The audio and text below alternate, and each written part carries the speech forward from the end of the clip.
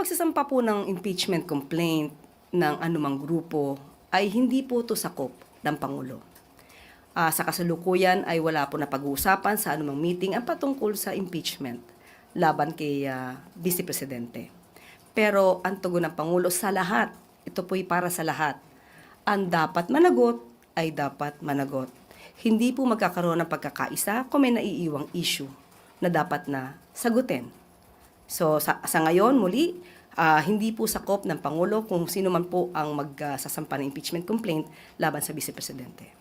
Pero wala po ba siyang power na kausapin yung sa Kamara para naman maiwasan na ulit yung kagaya ng nangyari since parang yung impeachment against BP Sara last year, 2025, parang it's a failure impeachment. Failure impeachment.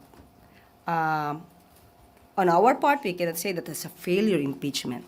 There's still an ongoing pending case before the Supreme Court. Well, anyway, muli sasabihin natin, ano man ang mangyari po tungkol sa impeachment, yan naman po ay nasa jurisdiction po ng Kongreso at kung sino man po ang magsasampa ng kaso na yan ay hindi po makikialam ang Pangulo. But muli, ulit-ulitin natin, ang Pangulo po, ang nais po niya, managot.